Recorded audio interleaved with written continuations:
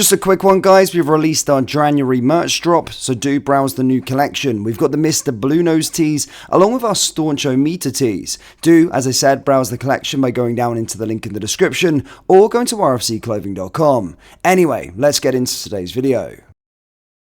And hello everybody, welcome back to the channel, guys. I hope you're all well. Before we do get into today's video, as always, please do smash that like button and subscribe to the channel for daily Rangers content. Okay, so the transfer window is now shut. You can breathe a sigh of relief, if you like, because there is no more transfer activity going to be happening for Rangers, at least until the summer. This is the squad that we've got now, and in today's video, we're going to be discussing if we have done enough and if we can do enough to get to that Scottish Premiership title come the end of May, whilst also going over a few other bits and pieces within the Rangers space that includes Rangers fans venting ever so slightly as they believe a big mistake has been made. So quite a few bits and pieces to discuss, but let's start, of course, the deal that we confirmed on the channel around 3 days ago, come under a lot of stick saying that it wasn't going to happen. However, it was a done deal. When we've done deals on this channel, guys,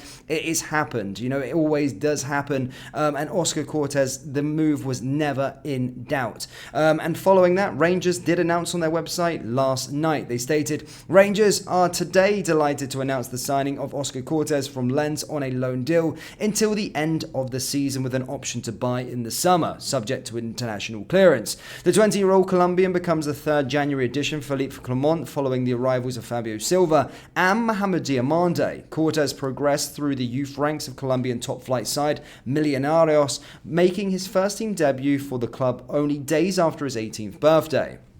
Making a strong impression in the Copa Libertadores as a teenager last year, notably against Brazilian giants Atlético Mineiro, the winger caught the eye of Ligue 1 runners-up RC Lens ahead of their return to the Champions League. In the meantime, Cortez made his senior Colombia debut last June against Iraq, stepping up from the under-20s squad where he continues to make a strong goal-scoring impression. The winger's performances for Millonarios saw him clinch a permanent move to RC Lens last summer, where despite his young age, he has both scored and assisted in his 4 appearances in Ligue 1. Speaking after signing for Rangers, Cortez commented, "I am very honoured and privileged to be signing for Rangers. I have heard a lot about the history and the tradition of Rangers, and I have had positive conversations with the manager who said I can help the team reach their goals this season. I am really excited to join up with my teammates and hopefully exciting the fans with my style of play." Manager Clement said, "I am really delighted to add Oscar to our squad. Our discussions have been really positive, and I believe he'll be a big asset to the squad as we fight across 3 fronts for the remainder of this season. Oscar is really enthusiastic about our aims and ambitions as a team, and his skill set will provide welcome competition to our forward line."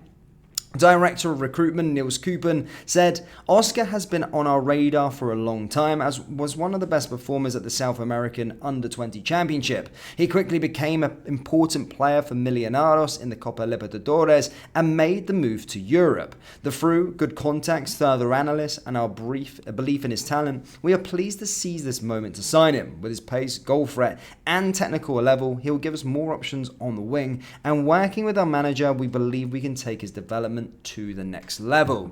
So yeah, Oscar Cortez, of course, signed, sealed and delivered as a Rangers player, which was fantastic to see. As I said, the move was never in doubt, and certainly probably the one I'm really looking forward to seeing him and Mohamed Diamande as well. I do think our transfer business has been pretty decent in this January transfer window, and certainly a different approach from getting championship journeyman, you know, players that maybe made 3 appearances in the Premier League coming to us. I like this approach. It's different, and I'm hoping it really does work out for us as a football club.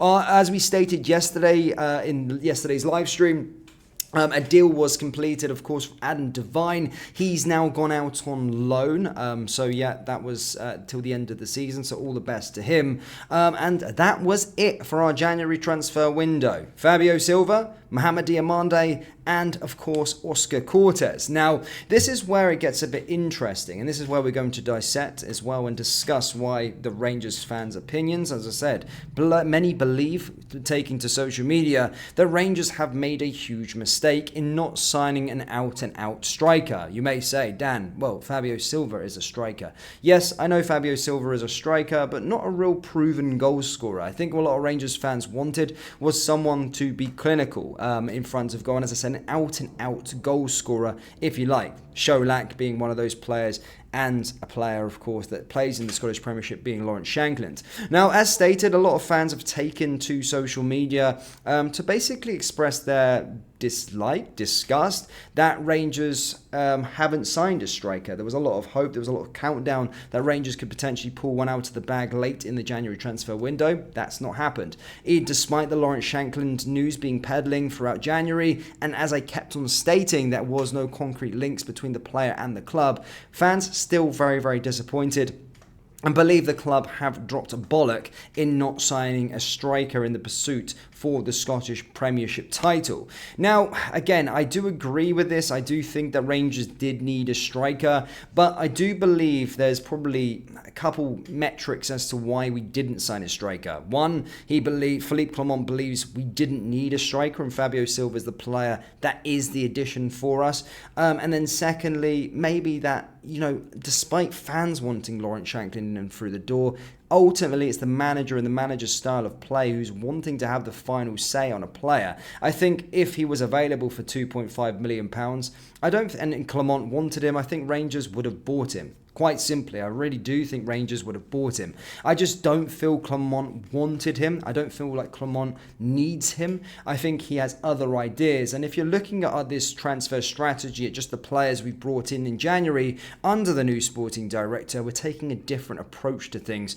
And Shankland doesn't suit, one, our style of play, technically, to Clement. And secondly, it doesn't fit the age bracket of the players that are going to be an asset. I would argue and say that Rangers do need ready-made players as well, and Lawrence Shankland would have been a low-risk fee to bring him in. And as I said, knows the division well, but for whatever reason, he's not coming through the door, and Clement has probably believed that he has got enough in his attacking options. My opinion on it, I don't necessarily think we do. However, I do trust the manager. He's hardly put a foot wrong since coming in through the door, and if he believes that we've got enough, then I'm going to back him until he makes a mistake. Then that's when things will probably uncurl. But if Rangers do struggle, as they have, not in the creativity department, we've been fairly creative throughout much of the season, but with regards to our finishing, Cyril Dessers, is he enough? Is Fabio Silva going to be enough? These sort of forward players, are they going to be enough to spur us to the Scottish Premiership title and compete on all fronts and do it in Europe? I still have my reservations. I don't know just yet. But certainly, Rangers fans not happy with no striker being signed. But let me know your thoughts. What do you think? What do you think down there in the comment section below? Have Rangers made a big mistake in not getting a striker this January, or an out-and-out striker? Or, let's just put it, not buying Lawrence Shankland. Do you think it's a huge mistake that the club have made? Or are you more on the sort of fence that we haven't made a mistake? Just let me know your thoughts. I'm eager to understand where the fan base is at. I can see on social media, and I know that doesn't speak for everybody, but certainly voicing fans, season ticket holders, just don't seem happy and believe the club have made a mistake in not signing Shankland this January. But as I said, guys, let me know your opinion down there in the comment section below. That brings us to the end of today's video. As always, please do smash that like button and subscribe to the channel for daily Rangers content. Remember, we do have Rangers t-shirts available on our website, so do browse the collection by going down into the link in the description or going to rfcclothing.com. Thank you, guys, and I'll see you all next time. Take care. Peace.